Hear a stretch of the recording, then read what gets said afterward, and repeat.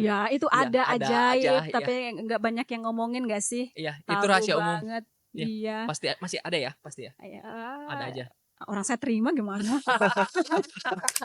Betul, Ya, terus langsung terasa efeknya. langsung terasa efeknya. Nah, gitu. Balik lagi ke konservasi kalau gitu. Oh iya, berat Nah, nih.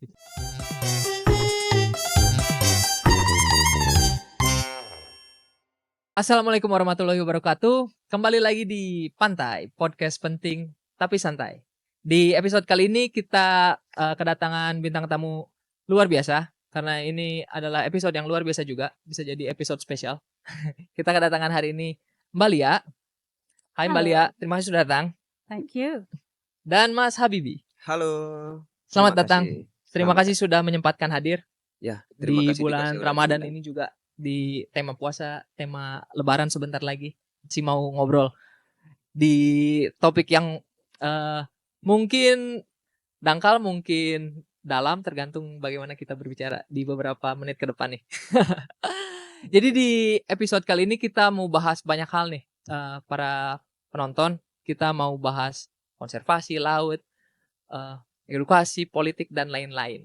Jadi selamat belajar, kita pun di sini belajar. Jadi ya kita buka pikiran bersama dan kita pahami bahasan kita ini dengan mata dan hati yang terbuka.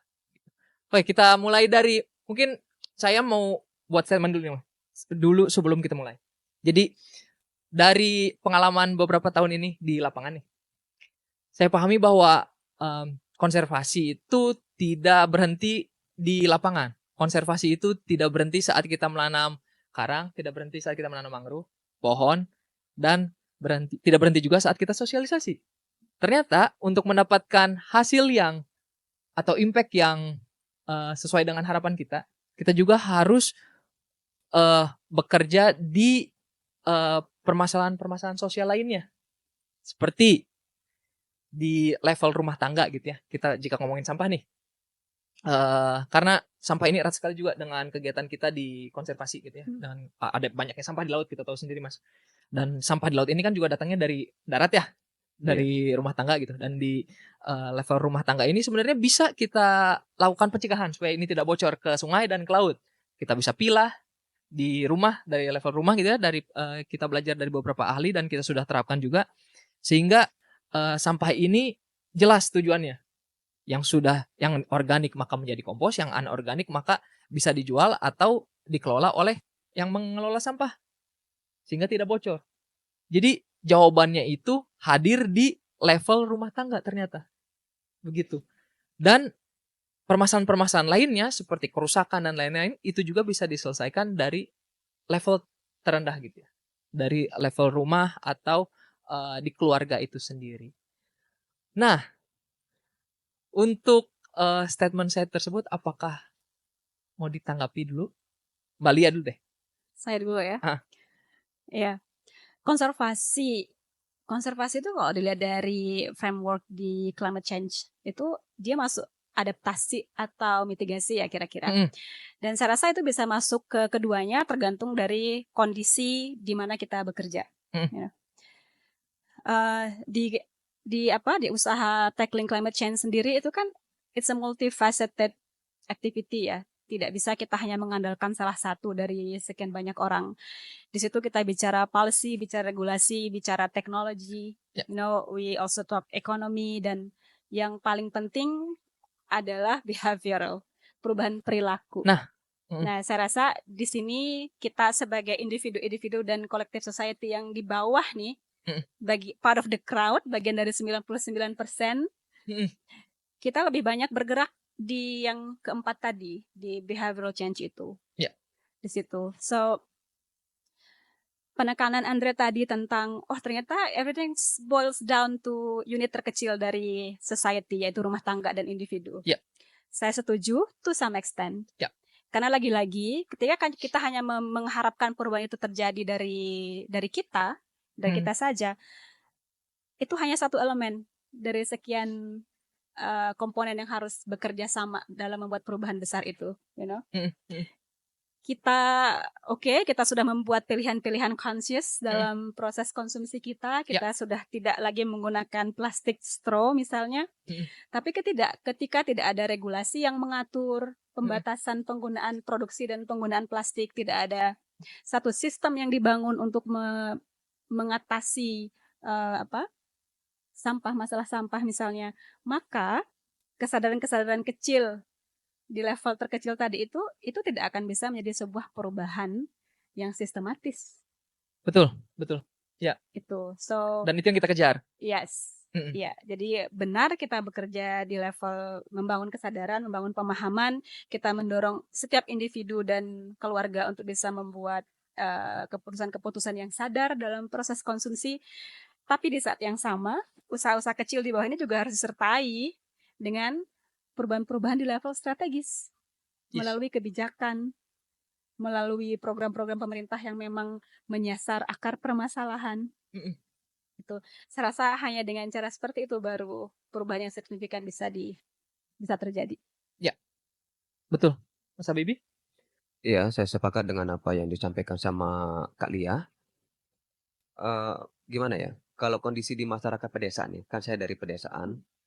Kalau masyarakat sadar sampah sebenarnya sudah sadar menurut saya. Cuman mereka itu bingung mau dikemanain sampah-sampah mereka. Gitu. Kalau di kota kan sudah ada dinas-dinas yang memang fokus untuk pengelolaan sampah. Tapi kalau kita masuk ke jalan pedesaan, kalau Mas Andre pergi ke pedesaan pasti bakal sering lihat tumpukan sampah di pinggir jalan, bukan lagi di sungai. Itu Ya, sih. betul. Di Lombok Timur ya? Iya, sering ya. Iya. Ya, itu sudah. Saya juga Ya, mikir ini kok sampah nggak ada yang ngelola gitu loh. ya. Heeh. Kita sebenarnya menunggu pemerintahan. Misalkan dari pihak desa mereka menjemput sampah kami bersedia kok bayar. Gitu Mhm. sih. Tapi kok nggak ada ya, Mas, ya? Iya, itu dia masalahnya. Kita juga sama-sama bertanya. Iya. Iya. Kalau dulu kan anak-anak KKN biasanya dari Unram itu mereka selalu sosialisasi masalah sampah. Itu udah bagus programnya ya. Heeh. Mereka sudah buatkan masyarakat sampah organik, sampah anorganik, pelan-pelan mengedukasi masyarakat. Mhm. Tapi setelah kita taruh anorganik dan organik itu mau diapakan lagi. Heeh. Itu sih. Jadi PR besar. Walaupun teman-teman dari ini mahasiswa sudah mengajarkan kita, oh yang sampah anorganik kita bisa mengolah menjadi bahan-bahan yang lebih berguna seperti tas. Mhm. Kalau organik udah pasti jadi kompos ya. Ya. Gitu aja sih. Berarti ada yang missing nih ya dari Oh, terlalu banyak miss-nya. Heeh. Pengalaman saya bekerja di bawah nih Mas Andre, Mhm. selain kami edukasi, fasilitasi, kami juga banyak kerja advokasi. Mhm. Karena pemahaman kami dan pengalaman kami, kerja-kerja community development Komdev berbasis komunitas seperti yang kita lakukan ini, itu tidak akan bisa mendorong sebuah perubahan yang sistematis ketika kita tidak mendorong perubahan institusional. Mhm. Jadi gini, kita bicara masalah sampah, ini kan masalah sistem. Ya. Masalah sistemik.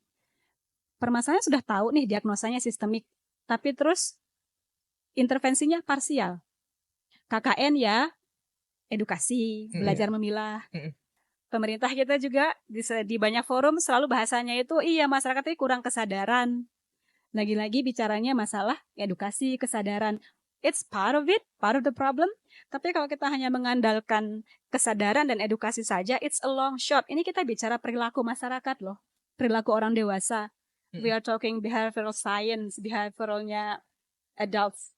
Itu kan sulit sekali dirubah. Kalaupun tadi ada pengakuan, kita sebenarnya udah sadar, tapi karena tidak ada sistem yang lebih besar yang berjalan, itu kenapa masalah sampah ini belum bisa dituntaskan. So, what I'm trying to say adalah edukasi dan kesadaran masyarakat itu hanya satu komponen dari sebuah sistem yang besar.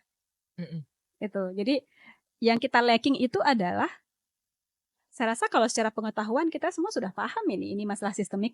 Iya. Yang kita tidak punya itu mungkin political will-nya untuk membangun sistem itu.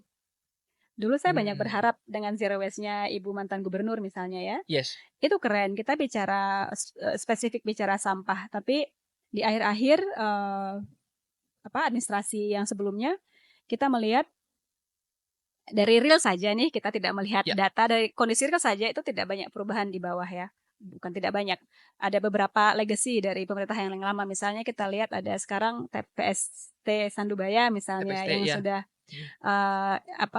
menerapkan circular economy principles di situ. PS3R juga ya di Eh, beberapa lokasi. Ketawa aja dulu. ya, jadi itu ya mungkin ya Mas ya, yang terjadi kita salah konsepsi nih, miskonsepsi, kita pikir sampah itu hanya masalah awareness, hanya masalah pendidikan. Heeh. No, it's not. Mm-mm. Ini adalah masalah sistem.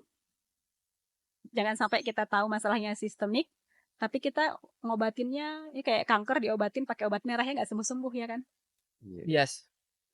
Approach-nya harus tepat. Jadi kita harus apa ya maksudnya, dan tidak bisa berjalan sendiri-sendiri ya, harus terintegrasi untuk menyelesaikan masalah ke akar-akarnya istilahnya. Tuh, itu salah satu keywords-nya kan, Ya. integrated. Mm-mm. Apa-apa tuh harus berbicara integrated karena tidak ada permasalahan yang berdiri sendiri nih. Ya kan? Mm. Kita bicara sampah juga dari laut ke gunung ngomongnya sama. Sebagian besar sampah di laut, kalian ini itu juga sumbernya dari darat. Ya. Gitu kan? Jadi mau sekuat apapun teman-teman di IBF misalnya membersihkan, clean up segala macam di laut, it's not going to solve the problem. Selama kita tidak menyentuh akar permasalahan. Betul. Dan kita sadari juga itu memang ya, di laut itu kotor hari ini, terus kita bersihkan, besok ada arus datang lagi kotor lagi. Iya. Ya, memang ya, hasil data juga kita udah tahu ya. Maksudnya ini semua sampah memang dari darat. Memang ada sampah yang diproduksi dari laut, hasil dari penangkapan ikan Tapi misalnya. tidak seberapa. Tapi tidak seberapa. Betul. Untuk di Indonesia setidaknya. Di laut lain mungkin agak beda. Dan ya itu dari hulu ke hilir pendekatannya. Dan kadang-kadang yang saya perhatikan juga ada lack of quality in execution. Ada nih ininya nih si programnya, tapi the level of execution-nya tuh kurang. Ngerasain nggak sih Mas? Kalau misalnya ada kebijakan nih ya yang menyentuh di pariwisata atau di kelautan gitu ya, tapi ada nih kebijakan tapi kok tidak berhasil gitu. Menurut Mas, apakah di level of execution seperti yang menurut saya ya, dari pemerintah tidak serius dalam mengeksekusi hal tersebut? Contoh kasus. Contoh kasusnya gimana nih? Contoh kasus misal kita dilarang pakai kompresor. Itu pergub. Oh iya. Untuk menyelam. Untuk melakukan penangkapan.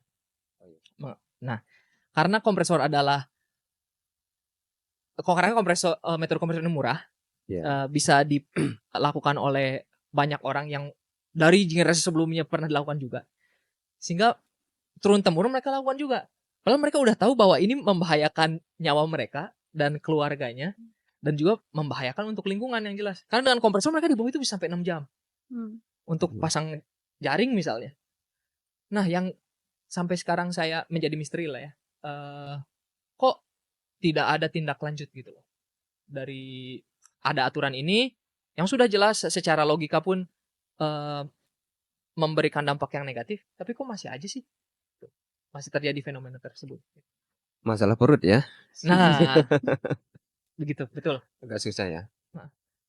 Kalau masalah perut itu jangankan ini, kondisi kesehatan pribadi aja udah nggak dipermasalahin lagi kan kalau kita lihat. Gitu sih. Karena mereka kan nggak merasakan dampak secara langsung. Misalkan hari ini dia nyelam dengan kompresor, terus dia akan merasakan langsung, jarang kan? Yes. Iya. Paling nanti kan jangka panjang dia. Termasuk operator snorkeling yang kita tahu sendiri kadang-kadang untuk menyenangkan. Oh iya. Yang itu memberikan roti itu ya. Iya. Ujungnya ke perut juga ya. Iya. Kalau itu saya juga waktu pertama jadi tour guide, saya nggak tahu kalau apa yang saya lakukan itu memberikan efek negatif ke biota laut dengan memberikan roti misalnya. Itu saya tahu kemarin-kemarin malah. Terutama bergaul dengan Mbak Putri. Oh, ternyata roti. Mungkin ya edukasinya belum sampai. Jadi kami yang bertugas di sosial media, kami yang tahu ya sudah bertugas untuk kasih tahu ke teman-teman pelaku wisata kalau memberikan roti kepada ikan itu nggak baik. Itu sama kayak wisatawan kasih makanan ke monyet gitu kan. Merubah perilaku. Iya, mengubah perilaku. Itu kalau di gunung ya. Ya. Masih kejadian banyak ya? Masih lah. Bahkan di beberapa tempat kan itu dijadikan sebagai atraksi kan. Iya. Oh, oke. Ya, sampai segitu. Ya kan atraksi ngasih makan dolphin misalnya. Iya, Iya, iya. betul. So, again, ya saya rasa kita masih berkutat di masalah perut ya, dan selama kita masih berbicara hal-hal basic seperti Mm-mm. itu, law enforcement tuh jadi susah. Hmm. Kan ceritanya negara kita ini sangat produktif membuat peraturan. Katanya kalau ditumpuk itu dokumen bisa sampai ke bulan kata ya. Hmm. Tapi dalam hal enforcement-nya kita lihat saja. Ya, itu saya rasa ini jadi menarik kalau misalnya kita suatu saat ya, nggak harus Mm-mm. sekarang, Mm-mm. itu bisa membedah misalnya 1 atau 2 peraturan saja, kita lihat dari proses policy production-nya, implementasi sampai implikasinya gitu kan. Mm-mm. Sebenarnya di mana sih flow-nya? Apa sih yang membuat pemerintah senang bikin peraturan tapi nggak bisa enforce gitu? Kendalanya di mana gitu? Apakah nggak berani ya, atau Sumber daya. nggak ada sumber dana Heeh. gitu kan? Heeh. Atau apa ini yang kurang gitu? Hmm. Nah kalau misalnya tahu emang nggak akan bisa di-enforce, ngapain bikin peraturan sekalian gitu kan? Pertanyaan yang bagus. Sih? Iya. Heeh. Iya, itu. Akhirnya kan kita jadi lucu-lucuan, rapat melulu kan pemerintah kita, kalau bikin peraturan ini, padahal kita mikirnya, paling sebulan 2 bulan, ada lampu merah di situ, entar juga hilang gitu. Iya, peraturan yang kemarin aja belum tegak gitu loh. Itu, Mm-mm. ya. Iya, iya. Jadi memang tadi mungkin secara disamerikan gitu ya. Kita tadi udah ngomongin kebutuhan nih, kebutuhan manusia, fisiologis, berarti kita masih berkutat di kebutuhan fisiologis, pangan, makan, minum, Basic tempat lah ya. tinggal, kesehatan. Mm-mm. Tapi juga kita ada masalah di arah pemerintahan ini, bukannya untuk menyempurnakan peraturan yang sudah ada, tapi menambah peraturan yang kita sudah tahu bersama jauh dari kata tegak dan Ya. terimplementasi dengan baik. Ini kalau saya bicara sebenarnya saya autokritik juga ya, karena saya meskipun dilabeli aktivis oleh teman-teman, tapi pendekatan saya berbeda, positioning saya berbeda. Kalau saya lihat banyak teman-teman di pergerakan yang mainstream, ketika melabel diri sebagai LSM, itu positioningnya kan sebagai oposisi tuh dari pemerintah. Iya. Gitu. Sementara saya, dulu saya pernah PNS berapa tahun, jadi saya paham lah kurang lebih bagaimana keterbatasan dan kelebihan teman-teman kita di dalam sistem ya. Ketika saya bicara sistem itu berarti pemerintahan. Nah ketika saya keluar, saya juga melihat dengan jelas bagaimana bentuk interaksi antara pemerintah dengan LSM dan seterusnya lah. Jadi saya melihat itu tadi di awal yang saya bilang, apapun bentuk usaha perbaikan yang kita lakukan dengan tangan-tangan kecil kita ini, kalau kita tidak mendorong itu menjadi sebuah perubahan institusional, itu nggak bisa jadi sesuatu gitu, nggak bisa, dampaknya tidak bisa berdampak besar lah paling tidak. Sehingga siapa yang punya kemampuan itu, siapa lagi kalau bukan pemerintah. Mereka yang punya legitimasi, mereka yang punya stempel, mereka yang punya pendanaan. Ya. You know? Tidak percayanya kita sama pemerintah, tetap saja kita menggantungkan harapan pada mereka. Karena mereka yang memegang kendali. Itu. No? Jadi pendekatan saya bekerja selama ini adalah kita berada di posisi meja yang sama. Kami tahu niat teman-teman baik, niat pemerintah baik, di mana kekurangannya. Kayak tadi misalnya ada policy, ada kebijakan, ada peraturan. Oh ini tidak bisa kita enforce karena kekurangan ini. Nah disitulah kita dengan model pendekatan saya, oke, ayo kami yang bantu mengisi bolong-bolong di sistem yang berusaha pemerintah bangun. Ya. Itu. So positioning saya kurang lebih agak berbeda. Itu kenapa saya lebih tenang ketika saya berbicara agak keras atau mengkritik pemerintah, karena itu sebenarnya autokritik. Yes. Is inevitable. Inevitable. Ya. Tapi kadang-kadang ya Mbak ya, kalau mungkin Mas Habibie juga merasakan, saya juga orang yang gemes gitu ya. Ini kok nggak jalan-jalan, kok nggak ada sih political will. Jadi this is our way to critic gitu. We do it ourselves, and then let me show you how it's done. If we can be better, and maybe you will come to us, and then I don't know, maybe talk to us, maybe. Kadang ngerasain gitu juga sih Mas. Oke, karena kita dalam tanda kutip hopeless gitu ya. Ya udahlah kita ngerjain apa yang kita bisa juga gitu. Kayak Mas Habibie gitu kan, mengumpulkan para influencer, ngajak mereka menikmati laut sehingga kita menyuarakan gitu ya di media gitu. Itu bentuk Mas Habibie mengkritik juga gak sih sebenarnya? Kalau mengkritik saya belum sampai ke tahap itu ya. Tapi membangun kesadaran sih. Membangun Jadi kesadaran. di teman-teman free diving saya, itu misalkan salah satu contoh yang kita implementasikan itu mengurangi penggunaan plastik. Jadi setiap trip kita gunakan tumbler, kita bawa galon, itu salah satu contoh. Berarti dari komunitas ini Ya, dari komunitas juga. mencoba untuk meningkatkan kesadaran, harapannya ini tersebar walaupun kecil-kecil tapi sebarannya luas Iya, dengan hal-hal kecil. Saya juga masih melakukan hal itu karena it feels good ya Mas ya. At the end of the day. Sebenarnya tanpa sadar Mas Habib juga itu bentuk aktivisme itu Mas. oh gitu ya. Ya, jadi yang dikerjakan oleh Andre, yang saya kerjakan, ini kan sebenarnya kita ini adalah respon dari situasi ya. Iya. Kita merespon situasi. Contoh, ketika kita dulu, saya sama Mas Andre sama-sama kuliah di luar. Di sana kita tidak disibukkan dengan hal-hal basic seperti ini. Karena kurang lebih lah ya, di situ semua hal basic itu sudah selesai mereka. Sudah benar mereka punya masalah kemiskinan, punya masalah kerusakan lingkungan. Tapi tidak sebasic kita gitu kan, yang masih harus bicara sedikit-dikit ujungnya perut. Yes. Apapun ujungnya perut gitu. Mm-mm. Gitu. So, saya rasa yang saya berusaha katakan adalah bentuk aktivismenya teman-teman ini. Kalau dari pengalaman saya mendesain itu ada 3 level dalam aktivisme. Yang pertama itu di edukasi, yang kedua itu fasilitasi dan advokasi. Nah, kalau tadi merasa belum mengkritik, sebenarnya aksimu itu adalah bentuk kritik sebenarnya. Oh, tanpa sadar. Tanpa sadar. Iya, iya. Betul. Justru itu keren, ya kan? Hmm. Kalau saya yang harus memframe misalnya aktivisme saya dalam bentuk tulisan policy brief atau apa kampanye seperti ini, bisa jadi saya kalau tidak hati-hati, saya justru akan menimbulkan efek resistensi dari orang yang saya kritik. Tapi dengan cara yang seperti itu soft diplomacy nggak sih? Betul. Hard diplomacy, soft diplomacy. Kurang Ya, lebih jadi begitu. nggak berasa dia sebenarnya Yes. sedang mengerjakan sebuah bentuk aktivisme. Lanjutkan, Mas. Oh. Mesti diteruskan nih ke, Mesti diteruskan. ke yang lebih luas. Yes, kita cari cara-cara lain Mas. Iya. Dengan metode-metode lain. Dan sekarang social media lumayan Oh, sangat. powerful juga ya sebenarnya ya. Oh, sangat powerful. Dan Ya, selama sosial ini media. Mas Habibie bergelut di sosial media, pernah nggak sih ada tanggapan dari pemerintah atau ada diskusi terkait dengan hal-hal strategis? Belum pernah. ada ya. Belum ada. Selama ini ininya di apa namanya di dunia pariwisata, maksudnya stakeholder di pariwisata non pemerintah saja yang Iya. berdiskusi sejauh ini. Sejauh ini sih paling ya antar komunitas. Iya. Ya, paling sejauh itu sih, kalau sampai ke pemerintahan belum.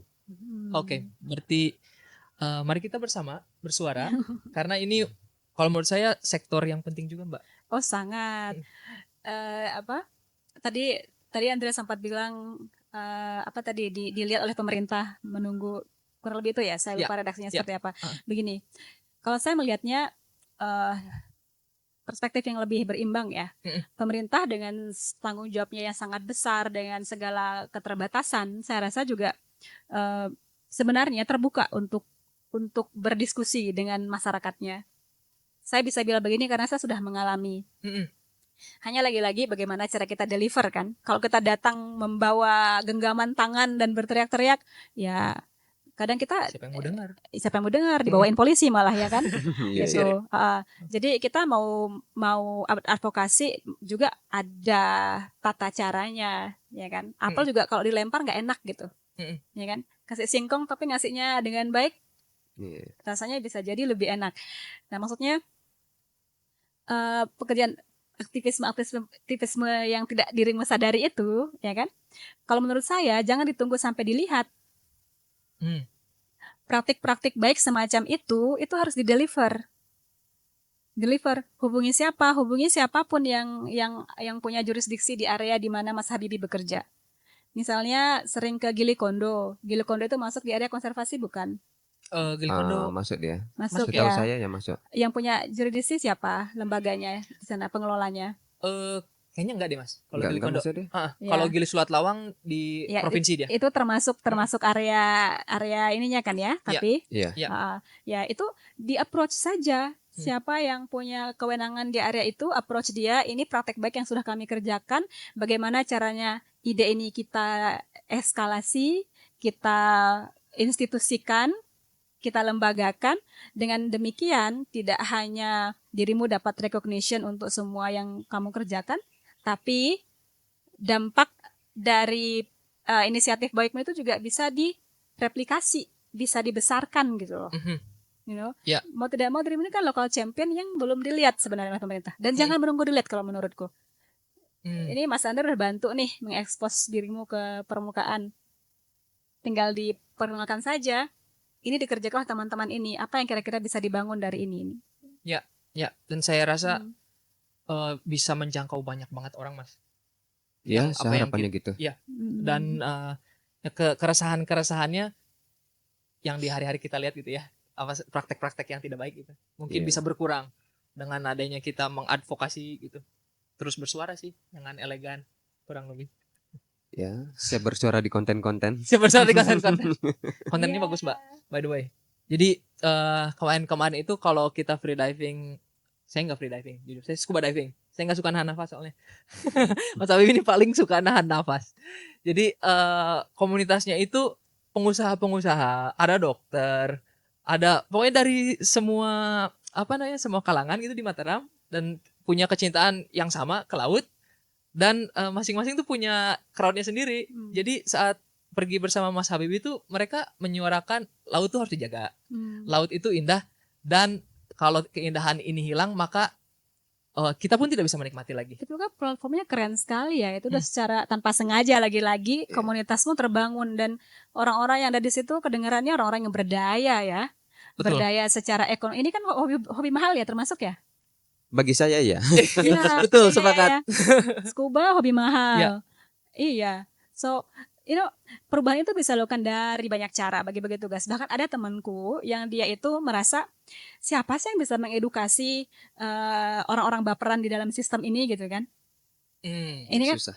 iya, ini kan kita sering mendengar bagaimana pemerintah kalau dikritik kok cepat baper, nggak enakan gitu-gitu. Dan itu temanku tuh sampai inisiatif membuat satu grup WhatsApp anak pejabat, bayangkan.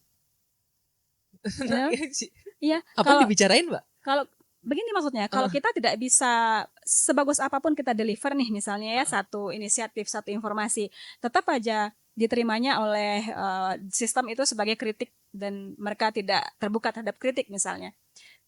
Kadang informasi yang sama ketika diucapkan oleh mulut yang berbeda, beda dampaknya, beda efeknya.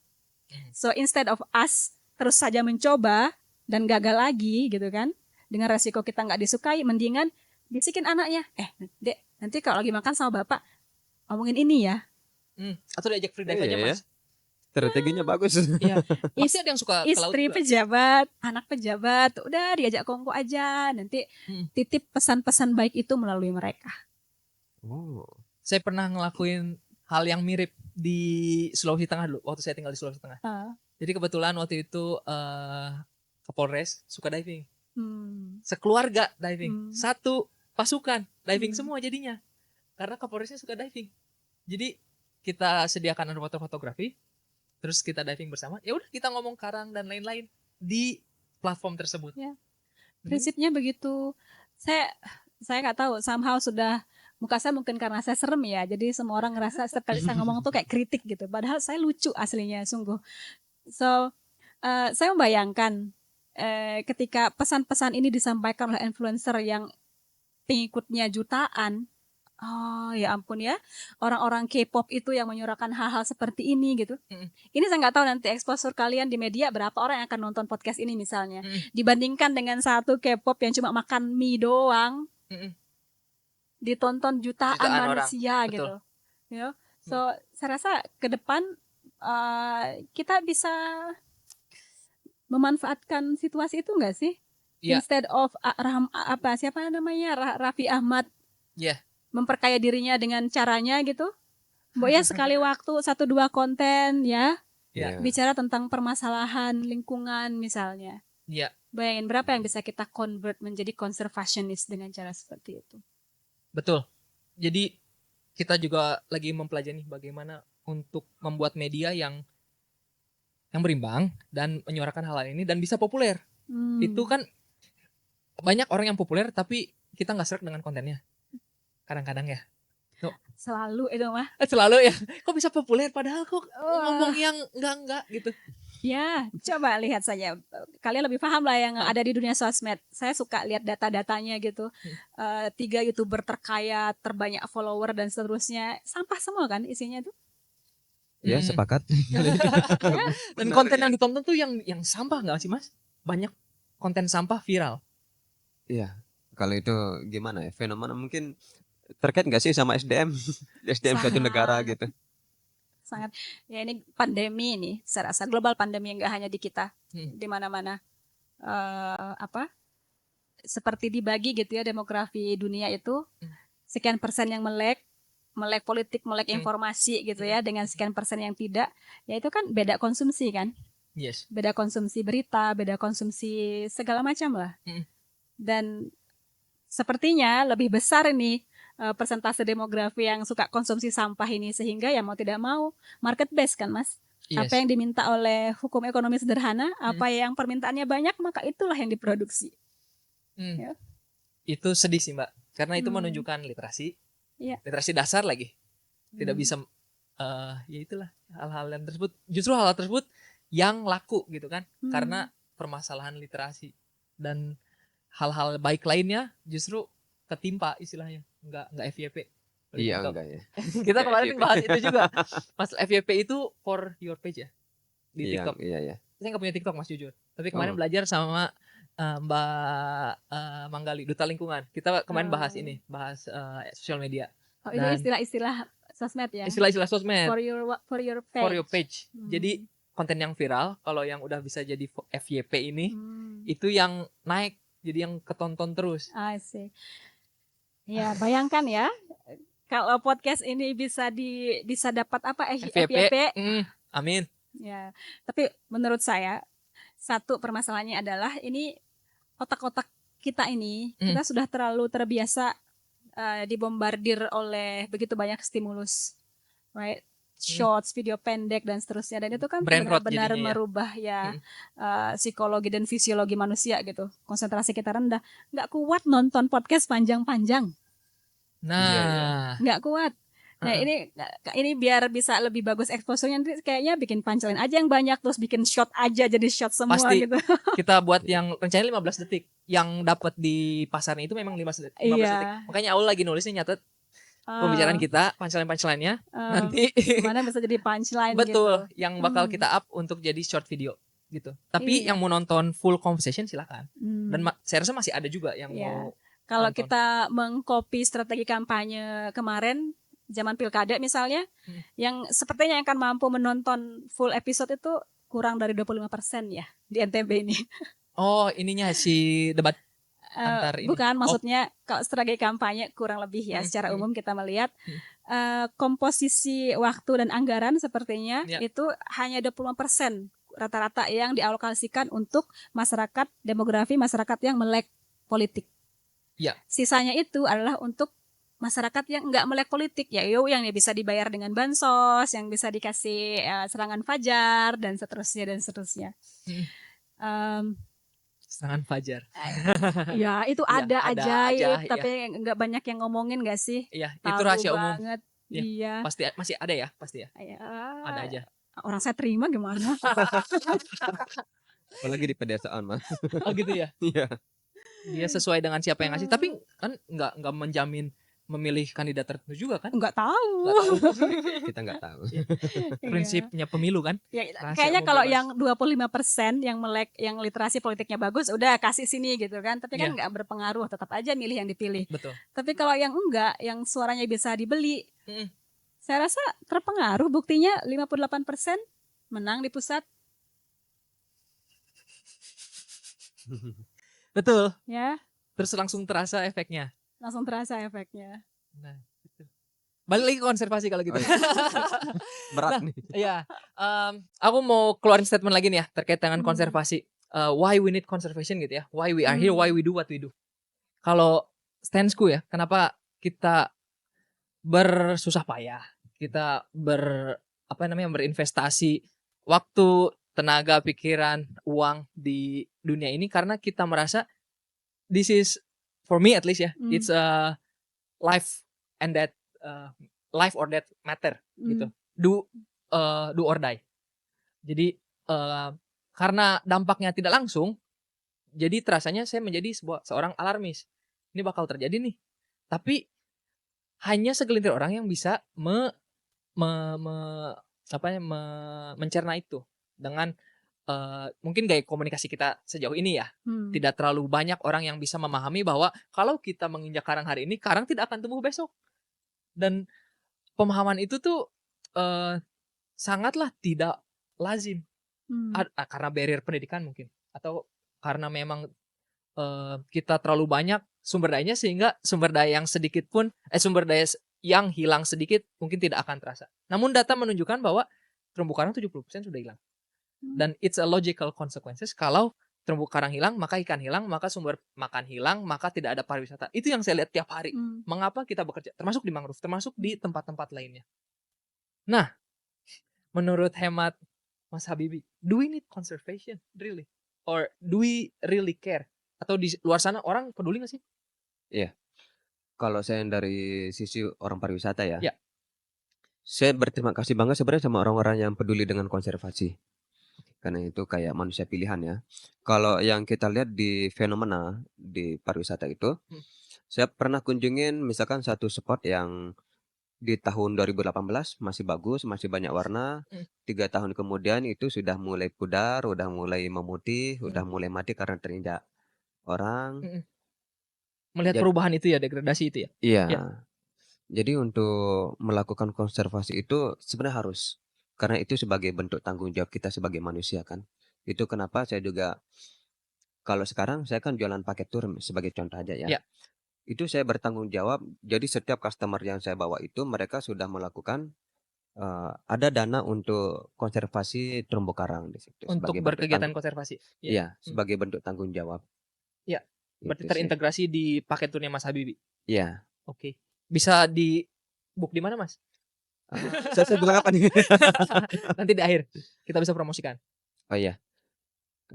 Untuk langkah yang saya lakukan sekarang untuk konservasi itu adalah saya memberikan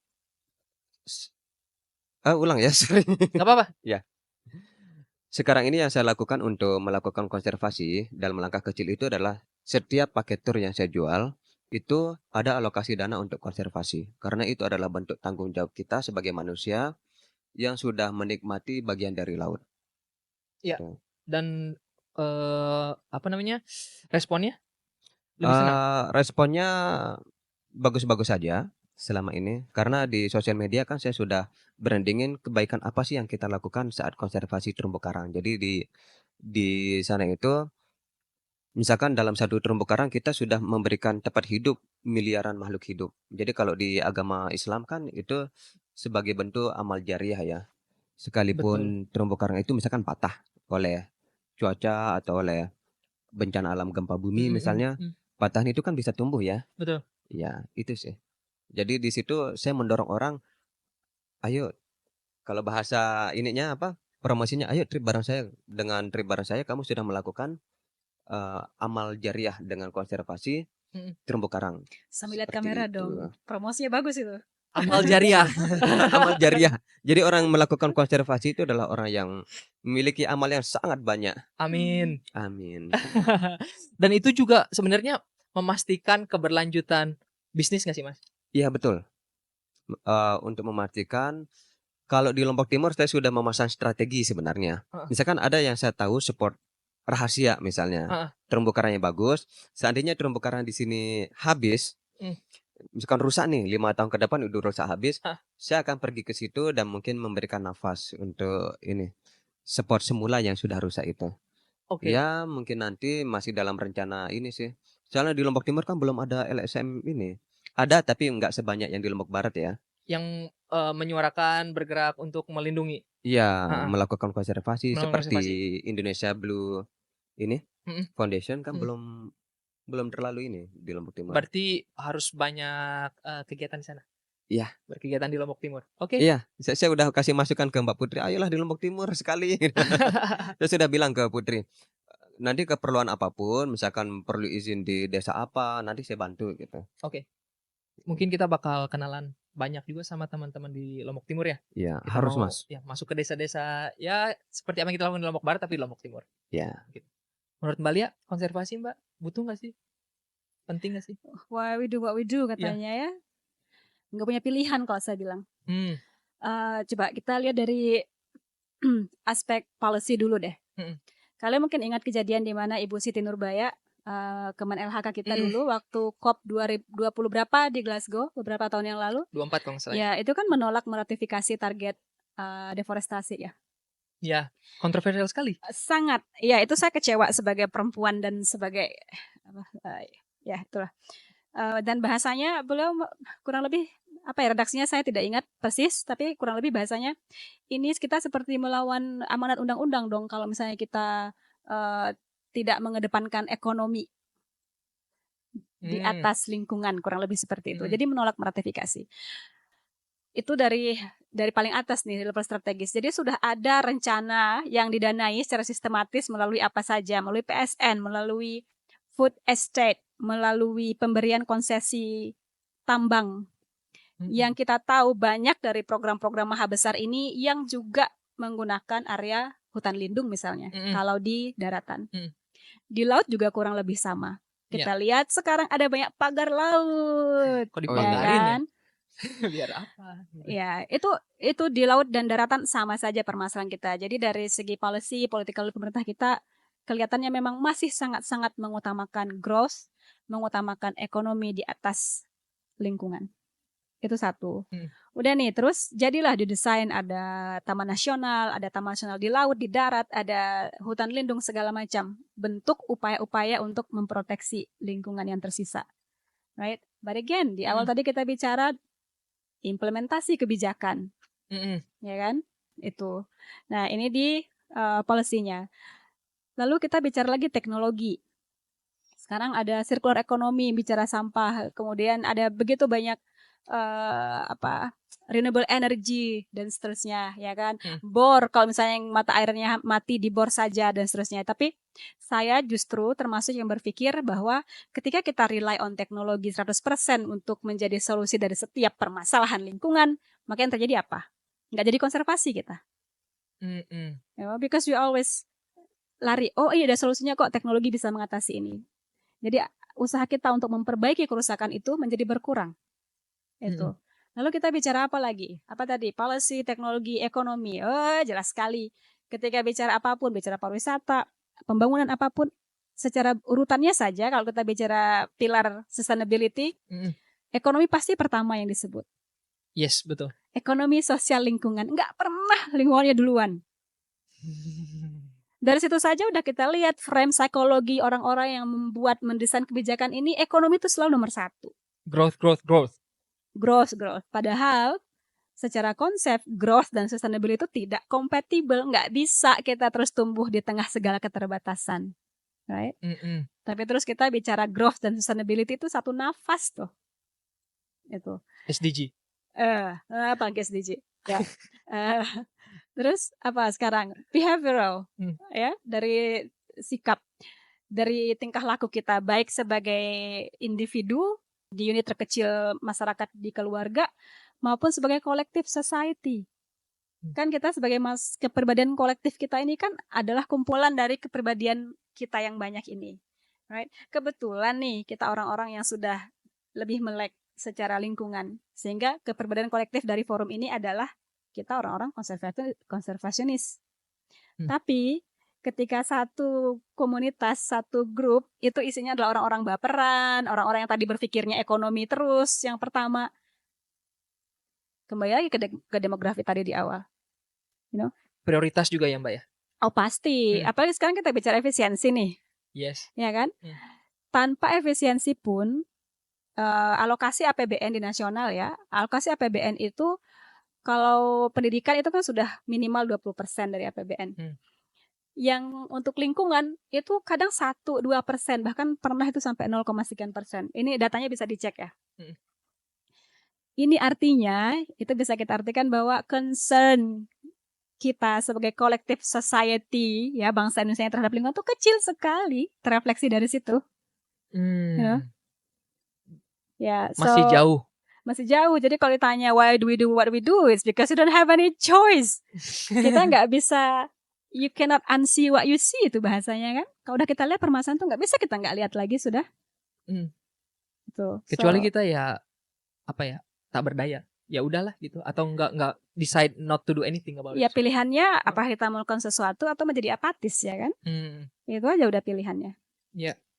Dan itu nanti ke filter nggak sih Mbak dari tingkat pendidikan misalnya. Orang yang melihat masalah nih, misalnya kita semua sama-sama melihat masalah, dan tindakan apa yang dilakukan selanjutnya itu ditentukan oleh tingkat pendidikan bernalar orang-orang. I would like to say ya, pendidikan itu hanya salah satu faktor. Seharusnya menjadi salah satu faktor penentu yang paling besar.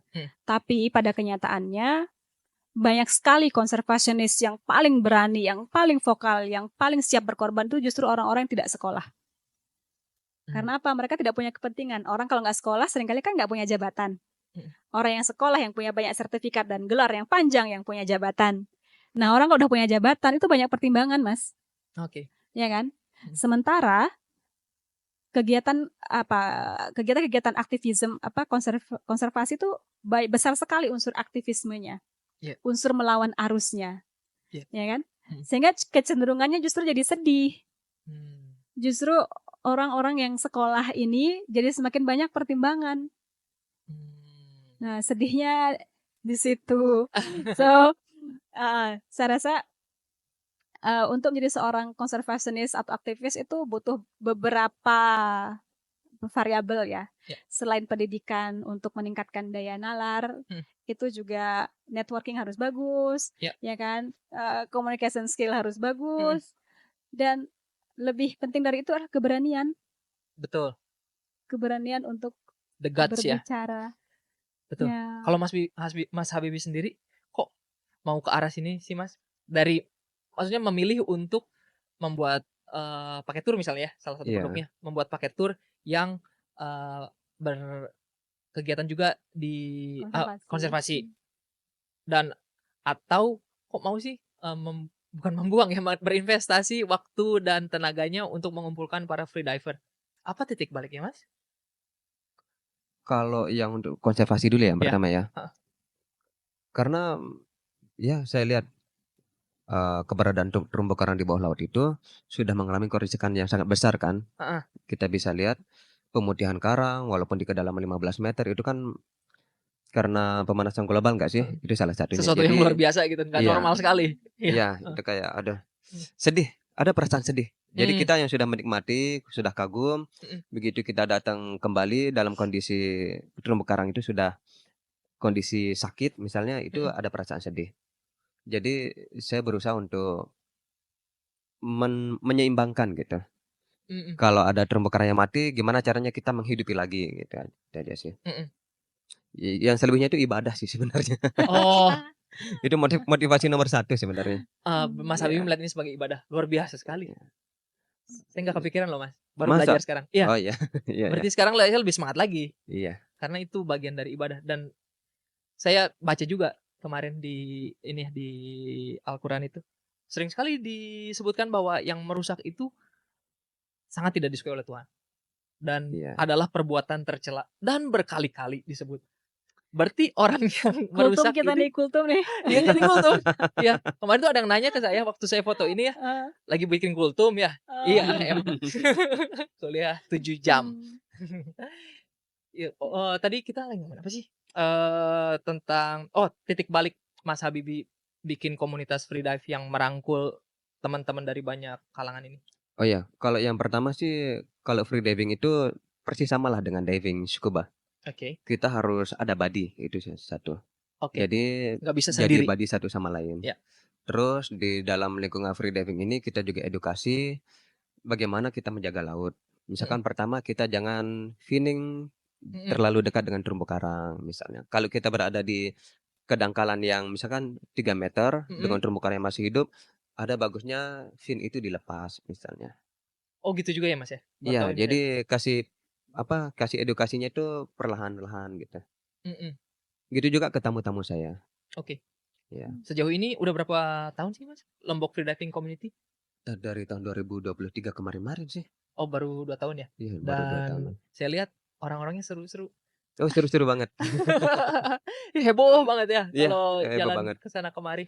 Apalagi di lingkungan free diving itu kan ada pengusaha kosmetik dan ternyata kita satu visi misalnya. Mhm, Dengan organik, dengan Iwani misalnya. betul betul. Itu yang tidak bahan-bahannya mereka tidak membahayakan biota Jadi laut. inspirasi mereka juga untuk bisnisnya ya? Iya, Karena mereka ternyata, melihat laut itu mereka tumbuh kecintaan iya dan mereka betul. terinspirasi dari sana. Iya. Nah, itu yang mau saya tekankan juga. Biasanya kegiatan atau aktivisme itu muncul dari kecintaan, Mbak. Hmm. Dan itu yang tidak bisa pahami oleh sains menurut saya, karena itu isi hati. Yang dibolak-balikan itu mungkin ya, itu kita tidak tahu dari mana gitu. Dan itu pun yang menjadi, motivasi saya sih di awal untuk, kembali ke Indo, terus melakukan hal-hal ini. Berawal dari kecintaan. Walaupun kita tidak cinta buta ya, kita tidak tidak cinta buta itu ya, ya cinta doang gitu, kita melihat juga masalah dan lain-lain dan kita mencoba Iya. untuk menyelesaikan masalah tersebut karena dasarnya cinta dan sesuatu kalau udah cinta tuh gila Ya. jadinya. Kecintaan apa kemarahan? Atau kemarahan bisa jadi, emosi, emotion, drives action. Ya, karena apalagi perempuan Mhm. di konteks sosial masyarakat kita nih, ya. Katanya patriarki ya, Mhm, terus apalagi bentukannya seperti saya ini, ada banyak sekali lapisan-lapisan tembok mungkin ya yang harus saya lalui dulu sampai saya bisa menemukan suara dan tempat saya di masyarakat, mhm, So, untuk saya berani misalnya berbicara yang sedikit pushing boundaries di mhm. sebuah forum misalnya, itu saya harus mengipas marah saya dulu. Cinta tuh nggak cukup, Mmm, ya saya harus marah, saya harus kesel gitu. mhm, Ini kenapa sih? Gili misalnya ya. Ini tadi di awal tuh kita bicara gimana biar, forum ini bisa viral misalnya, harus dipotong-potong mhm, untuk to serve the algorithm gitu ya. mhm, Dan prinsip yang sama juga digunakan kurang lebih kalau saya lihat. Kita bicara konservasi juga nggak lepas dari bicara pembangunan dan pembangunan pariwisata kalau di betul. kita. So, prinsip yang sama juga digunakan itu dalam mendesain pembangunan pariwisata kita. Viralism juga bentuknya. Viral dulu gitu ya, terkenal, kunjungan ribuan, rusak, beresin. Baru mikirin, "Oh iya ya," gitu. Kalian bayangin deh, saya tidak bisa bilang semua, saya rasa yang apa, proyek-proyek besar seperti Kiek Mandalika misalnya karena dikelola oleh badan usaha milik negara, BUMN, Mhm, itu jadinya mereka lebih well equipped untuk bikin tata ruang segala ya, macam ya. Tapi, kalau untuk area-area destinasi yang rural kayak Sembalun misalnya, Teteh Batu kalau di Lombok ya, mhm. termasuk di laut kita juga saya rasa, saya kurang paham kondisi laut karena saya nggak bisa renang, eee, Besok belajar sama Mas Habibie. I will, Sama Mas Andre lah. itu viralism semua itu kurang lebih. Jadi Mhm, diperkenalkan, dibuka area itu sebagai destinasi pariwisata poorly equipped. Tidak ada rencana master plan pengembangan, mhm, tidak ada konsep dan strategi pengembangan. mhm, Ini mau kita jadikan diskotek atau apa nih Sembalun misalnya ya. iya, Tidak ada rencana detail tata ruang sehingga orang itu boleh bangun apa saja, di mana saja, yes, bentuknya seperti apa saja, ya, Tidak ada RTBL, rencana tata bangunan dan lingkungan. mhm. Nggak Apa dibangun di mana itu nggak ada ya? nggak ada estetika, nggak ada mau bangun joglo pakai baja ringan juga boleh gitu kan. Tidak ada visitor management. Mhm, Kalau ditanya berapa kunjungan di sana sehari, nggak ada yang tahu karena tidak ada visitor management, tapi mhm. relatif bisa di-track di situ dari, Tiket fast penjualan food. tiket misalnya, Mhm, iya, itu. So, tidak ada aturan main. Kalau misalnya kita bicara tata ruang Gili ya, kalau misalnya dibuat let's say 10 years ago misalnya, itu sangat bisa dihindari itu orang bikin bangunan di sempadan pantai misalnya. Kalau itu difikirkan dari awal. betul. Nah itu nggak ada tuh dipikirin. Kesannya kayak hutan belantara, semau lu, Bebas aja bebas sudah. aja, sampai Apalagi kalau ketahuan. ya, Heeh, dan dampak dari semua itu nggak hanya ke masalah disintegrasi sosial. Kita nggak akur lagi sama tetangga kita gitu iya, kan. Karena bunga dia lebih dekat sama laut daripada kita misalnya. mhm, No? Tapi juga ke lingkungan terutama. mhm, So again, usaha-usaha aktivisme, usaha konservasi kita ini kan hanya sebagian tidak kecil, besar saya rasa dari usaha perbaikan itu. Ya, kita Hanya mencoba menutupi lubang-lubang, tapi si hmm, kerannya harus ditutup juga nih. persis. Jadi kita tidak hanya bicara, "Ayo nanam, ayo nanam." Kalian bayangin, ini bisa di Google nih, yang Mhm, suka main ChatGPT bisa banget itu. iya, Kayak misalnya, saya untuk men-trade off, terbang, CO2 gas emisi terbang saya kelas ekonomi aja, Jakarta ke Lombok itu, mhm, saya harus berhenti menggunakan 111.000 plastik straw, iya, atau menanam 14 pohon selama 40 tahun, baru terbayar itu perjalanan saya yang sekali, mhm, bayangin. mhm. Dan saya jarang-jarang naik pesawat Bro, ya nggak sih? Heeh, Iya. Nah terus, usaha-usaha kecil kita ini, itu dinolkan, bahkan diminuskan oleh mhm, mereka-mereka orang kaya yang nggak peduli. iya, Ayo, ini artis-artis kita yang punya jet-jet pribadi nih, mhm, ya kan? jetting around Iya, everywhere. pergi beli kue aja ke Perancis, Mhm, ke Amerika pakai jet pribadi. mhm, Yang bayar karbonnya dia siapa? Kita-kita juga yang disuruh berhenti pakai plastic straw, mhm. you know? So, again, usaha konservasi kita juga harus dibarengi dengan nutup keran itu. Iya, sepakat sih. Jadi kalau biar nggak sia-sia sih Mas, perjuangan kita. Jadi tidak ada pilihan lain selain merubah merubah manusia berarti ya ini ya, merubah manusia secara sistemik. Bisa dibilang begitu. Ya, kalaupun manusia nggak berubah ya, misalnya nih, ibu bapak wakil kita di DPR, tetap senang pergi traveling, nggak apa-apa, silahkan aja. Mmm, Tapi produksilah kebijakan yang memang bisa mendorong perubahan yang kita usahakan ini agar bisa lebih cepat. Nah, tapi terus yang dilakukan apa? Omnibus Law yang dilahirkan, ya mhm, kan? Teman-teman tahu dong pasal-pasal yang dirubah di situ, mhm, yang berkaitan dengan lingkungan saja misalnya. Sekarang kan tidak perlu lagi AMDAL sebagian besar, cukup dengan surat keterangan atau surat pernyataan tidak apa gitu namanya. Sangat-sangat disederhanakan untuk menciptakan iklim investasi yang bersahabat gitu atas kan nama, ceritanya. pengembangan, Atas nama pembangunan pembangunan, lagi-lagi. mhm, Sih. Jadi kita mau mau menanam berapa ribu mangrove sih? Saya mau menanam berapa ribu pohon sih di Sembalun? mhm, Ketika pemerintah memfasilitasi pengerusakan-pengerusakan yang disengaja itu. mmm, iya. Berarti yang harus sadar itu memang di sana ya? Sadar bareng-bareng sih Bareng-bareng bagusnya, iya. sistemnya. Maksudnya kita harus buat dulu nih di sana, Mhm.